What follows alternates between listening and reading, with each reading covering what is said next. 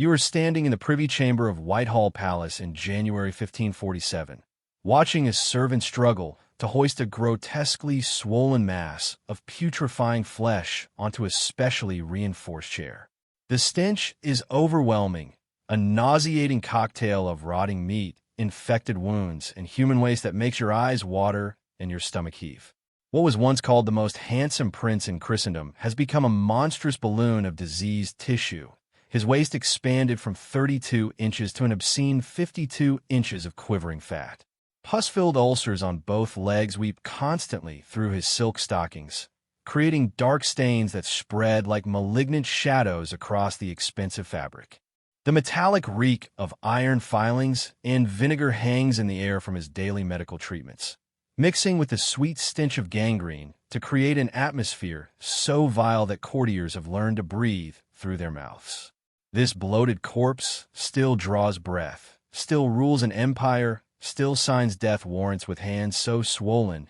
they can barely grip a quill. You are witnessing the final act of one of history's most terrifying transformations, the metamorphosis of a golden god into a rotting tyrant whose very body has become a monument to absolute power's capacity for absolute corruption. This was Henry VIII in his final months, a walking apocalypse of flesh and fury, whose 38-year reign had transformed England into a surveillance state built on terror, and whose own body had become a battlefield between unchecked appetites and inevitable decay. The king who had once dazzled Europe with his athletic prowess and devastating charm had become something that would make modern physicians recoil in horror, a medical catastrophe so complete that his own doctors were afraid to tell him the truth about his condition. From the jousting accident that cracked his skull and opened the festering wounds that would plague him for 11 years, to the psychological torment he inflicted on 6 wives, to the explosion of gases from his decomposing corpse that would allegedly rupture his lead-lined coffin, Henry's story represents one of history's most complete descents into physical and moral monstrosity. Before diving into these forgotten stories of survival and suffering, if you enjoy learning about the hidden truths of history, consider hitting that like button and subscribing for more content like this. And please comment below to let me know where you're listening from. I find it incredible that we are exploring these ancient stories together from different parts of the world, connected across time and space by our shared curiosity about the past. The transformation began on January 24th, 1536, at Greenwich Palace, when the 44-year-old king was unseated during a joust and crashed to the ground with his fully armored warhorse landing directly on top of him. For 2 hours, Henry lay unconscious while his courtiers whispered prayers, and his second wife and Boleyn miscarried what may have been their male heir upon hearing news of the accident. When Henry finally awakened, something fundamental had changed inside his skull. A traumatic brain injury that would alter his personality so dramatically that historians mark this moment as the beginning of his descent into tyranny. But the psychological damage was only the beginning, because the accident had also crushed both of his legs and burst open an old varicose ulcer that had previously healed under the care of the surgeon Thomas Vickery.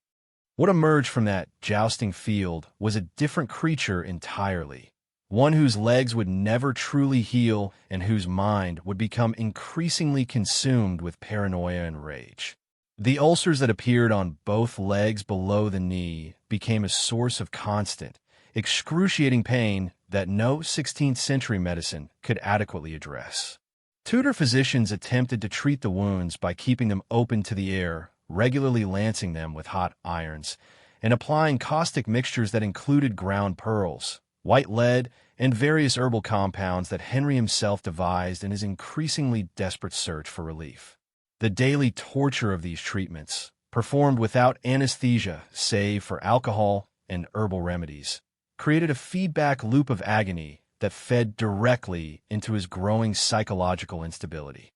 The king's apothecaries' accounts reveal the horrifying scope of his medical condition through their meticulous records of materials purchased for his treatment. Massive quantities of iron filings were acquired to create the ferric acetate solutions applied daily to his festering wounds, along with industrial amounts of vinegar to dissolve the metal, and rare tannins extracted from gallnut powder and strong tea to create the black, malodorous compounds that coated his legs each morning. The smell of these treatments was so distinctive and overwhelming that servants could identify the king's presence from rooms away, and the metallic, acidic odor would cling to his clothing and bedding for hours after each application. Court physicians noted that the ulcers measured several inches in diameter and penetrated deep into the muscle tissue, creating cavities that filled with infected fluid that had to be drained multiple times each day. The chronic pain from his legs destroyed Henry's ability to engage in the athletic pursuits that had once defined his identity and regulated his metabolism. Where he had previously burned thousands of calories daily through jousting, tennis, hunting, and dancing, he now spent most of his time seated in specially constructed chairs or lying in bed, unable to walk without assistance, and requiring mechanical hoists to lift him to upper floors of his palaces. His appetite, calibrated for the needs of a supremely active athlete, remained enormous even as his activity level plummeted to near zero, creating the conditions for catastrophic weight gain that would eventually require 8 men to carry him and specially reinforced furniture to support his bulk. Contemporary observers recorded the king's transformation with a mixture of fascination and horror, describing how his face became so bloated that his features nearly disappeared into folds of fat, and how his legs swelled to such proportions that his stockings had to be custom-made to accommodate the circumference of his calves. The French ambassador Charles de Marillac reported that Henry had become marvelously excessive in eating and drinking, so that people with credit say he is often of a different opinion in the morning than after dinner, suggesting that his massive consumption of food and alcohol was affecting his cognitive function and decision-making capacity throughout each day. The king's eating habits became legendary for their excess, with dinner consisting of up to 14 courses served in his private chambers while he ate alone, unable to tolerate the presence of others who might witness his physical struggles with basic functions like chewing and swallowing. His Hampton Court kitchens required 200 staff members working in 55 rooms to prepare meals for his court of 600 people, with 6 massive fires constantly roasting joints of beef, pork, and venison while burning 6 to 8 tons of oak daily to maintain the infernal heat required for such massive food production. Henry's breakfast typically included pike, plaice, roach, butter, and eggs, followed by elaborate midday feasts featuring exotic meats like whale, grilled beaver tails, and entire roasted swan stuffed with smaller birds and grotesque displays of culinary excess. The psychological effects of his condition manifested in increasingly erratic and violent behavior that transformed the English court from a center of Renaissance learning into a surveillance state where every word was monitored and every gesture analyzed for signs of disloyalty. Henry's paranoia reached such levels that he placed spies not only in the private homes of nobles, but in confessionals and even within his own palaces, creating a network of informants so extensive that no conversation was considered safe from royal scrutiny. Courtiers learned to communicate through coded gestures and written messages that could be destroyed immediately after reading, while servants developed elaborate protocols for approaching the king that included specific phrases and movements designed to avoid triggering his increasingly unpredictable rages. The terror that Henry inspired among his closest advisors became so complete that when he lay dying in January 1547, no one dared to inform him of his approaching death, because foretelling the king's demise was considered an act of treason punishable by execution. It was finally left to Sir Anthony Denny, his groom of the stool and most trusted confidant, to summon the courage to tell the dying monarch that his time had come, and even then Denny waited until Henry was virtually unconscious before speaking the forbidden words that no one else in the kingdom was brave enough to utter. His treatment of his 6 wives represents perhaps the most sustained campaign of psychological torture ever documented in royal history, a systematic program of emotional abuse that began with lavish gifts and passionate devotion before descending into surveillance, accusations, and ultimate abandonment or execution. Henry's pattern with his wives was remarkably consistent. He would shower them with jewels, land grants, and public displays of affection while they remained useful for his political or reproductive goals, But the moment they failed to produce male heirs or challenged his authority in any way, he would withdraw all warmth and protection, leaving them isolated and vulnerable to the machinery of accusations that inevitably followed. And Boleyn's final months provide a particularly harrowing example of Henry's capacity for psychological cruelty, as he systematically destroyed her support network by arresting and executing her alleged lovers, including her own brother George, before finally accusing her of adultery with 5 different men and sentencing her to death by beheading. The speed with which he moved from passionate declarations of eternal love to cold-blooded execution plans reveals a mind capable of completely compartmentalizing human relationships, treating his wives as disposable assets to be discarded when they no longer served his purposes.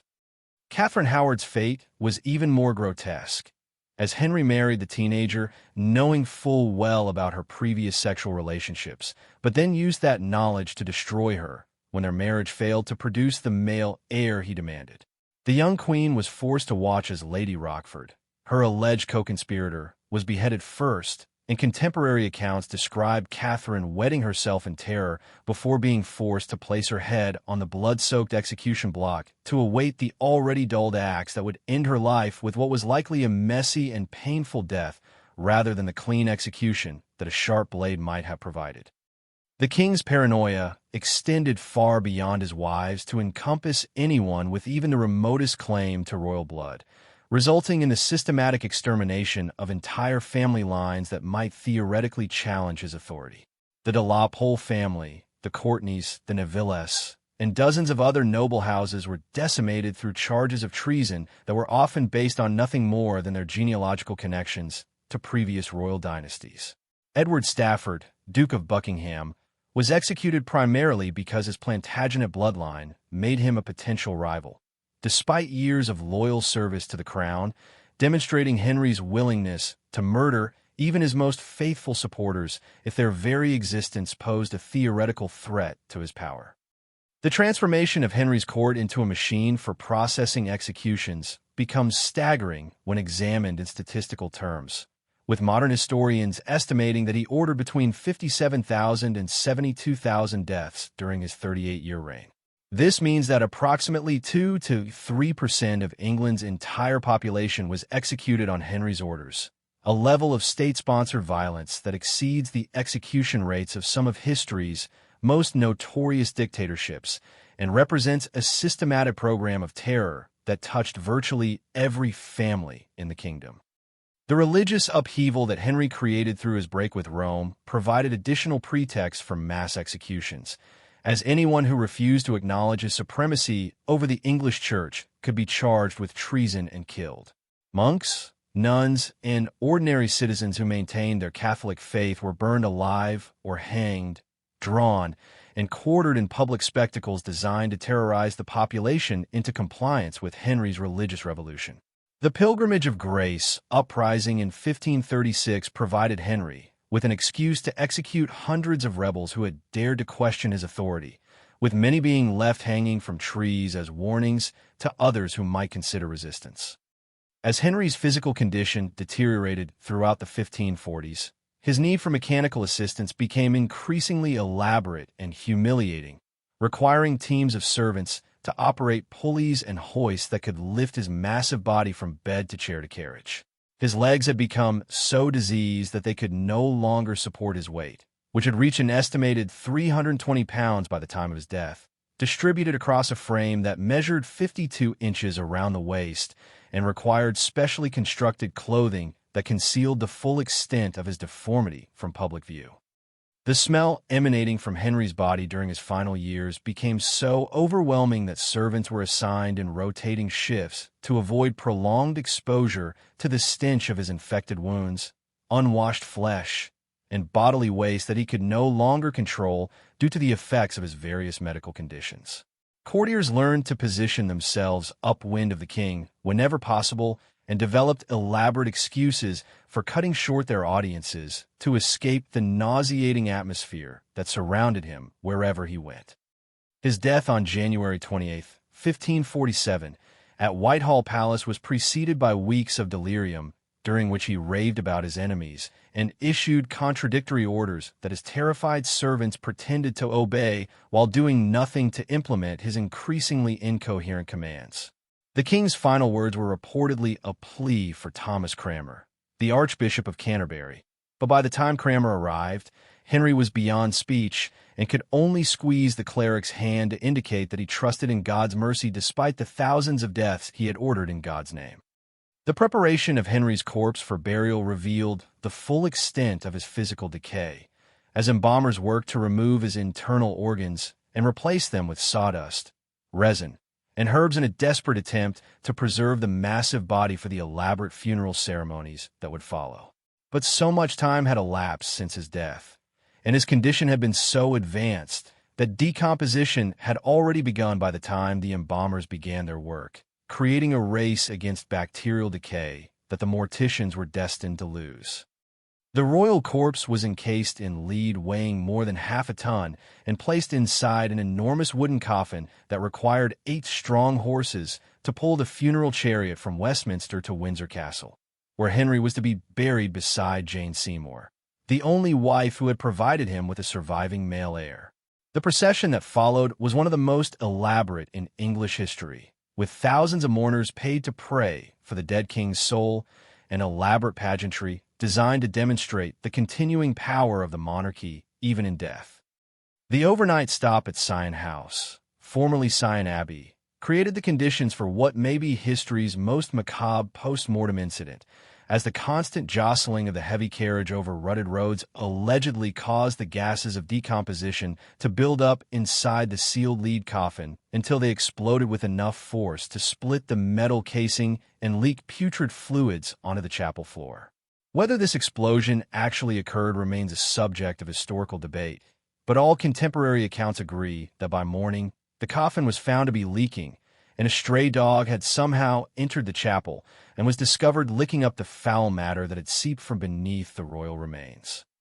This grotesque scene fulfilled a prophecy that had been made 12 years earlier by Friar Peto, who had warned Henry during a sermon at Greenwich that God's judgments were ready to fall upon his head and that dogs would lick his blood just as they had licked the blood of the biblical king Ahab, another monarch who had abandoned the true faith in favor of his wife's pagan religion. The parallel between Henry's break with Rome for Bullen and Ahab's tolerance of Jezebel's Baal worship would not have been lost on contemporary observers, who saw in the desecration of Henry's corpse a divine judgment on his blasphemous reign.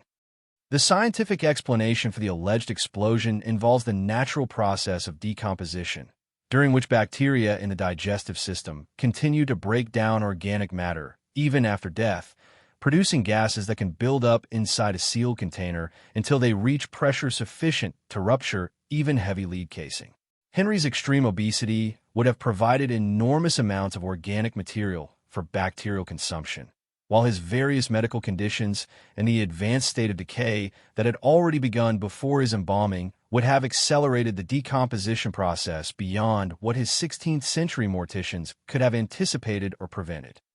Modern medical analysis of Henry's condition suggests that he suffered from a combination of traumatic brain injury, chronic venous insufficiency, diabetes, and possibly Cushing's syndrome, creating a cascade of interconnected health problems that fed on each other in an escalating cycle of pain, obesity, and psychological dysfunction. The leg ulcers that plague him for 11 years were likely caused by deep vein thrombosis and venous hypertension resulting from his sedentary lifestyle and massive weight gain, while the constant infections that kept the wounds open would have created a state of chronic sepsis that gradually poisoned his entire system.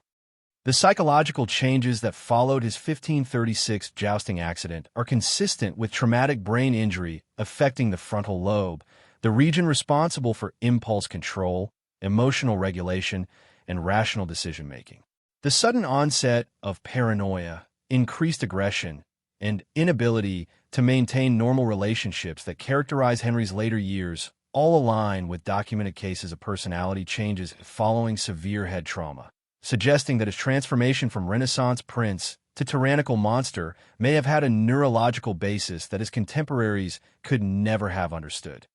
The ultimate irony of Henry's life lies in the complete failure of his dynastic ambitions, despite the thousands of deaths he ordered in pursuit of a stable succession. His only surviving son, Edward VI,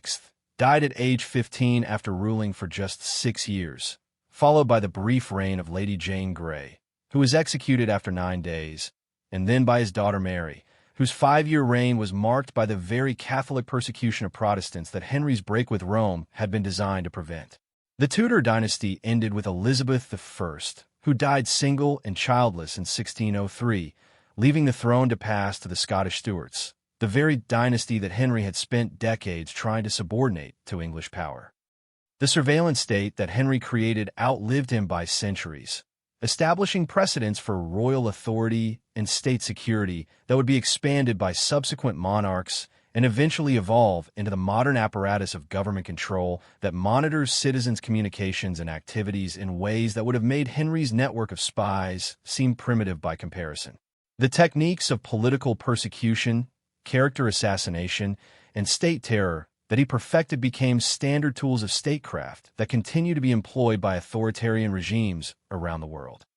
The medical horrors of Henry's final years prefigured many of the challenges that would face modern obesity medicine, as his physicians struggled with problems of infection control, wound management, and the psychological effects of chronic pain that remain difficult to address even with contemporary medical technology. His case demonstrates how quickly a healthy, athletic individual can deteriorate when injury removes their ability to exercise, while their appetite remains calibrated for high levels of physical activity, creating the conditions for rapid weight gain and its associated health complications. As we return to that fetid chamber at Whitehall Palace where we first encountered the dying king, we can now understand the full scope of the transformation that had occurred over those 11 years since his fatal jousting accident. The golden Adonis, who had once been called the handsomest prince in Christendom, had become a grotesque monument to the corrupting effects of absolute power and unchecked appetite, his body literally rotting while he still drew breath, his mind consumed with paranoid fantasies that turned every courtier into a potential assassin and every rival into a mortal threat. The stench that emanated from his ulcerated legs was more than just the smell of infected flesh. It was the odor of a soul in decay, a kingdom ruled by fear, and a dynasty that would collapse within a generation despite the thousands of executions ordered to protect it. The iron filings and vinegar that his physicians applied daily to his wounds in their futile attempts at healing created a metallic perfume that lingered in the air long after Henry had been carried from the room, a lasting reminder that even kings are mortal and that absolute power corrupts absolutely, transforming gods into monsters and leaving behind nothing but the smell of death and the memory of terror. When Henry's coffin allegedly exploded at Sion House, spilling his putrid remains for dogs to consume, it was perhaps the most fitting end imaginable for a reign built on carnage, a final desecration that reduced the most powerful man in Europe to nothing more than fodder for scavenging animals, fulfilling an ancient prophecy and demonstrating that in death, all tyrants face the same inevitable decay that claims every mortal form, regardless of the crowns they wore or the blood they spilled in. Their desperate attempts to cheat mortality and secure their legacies through violence and fear.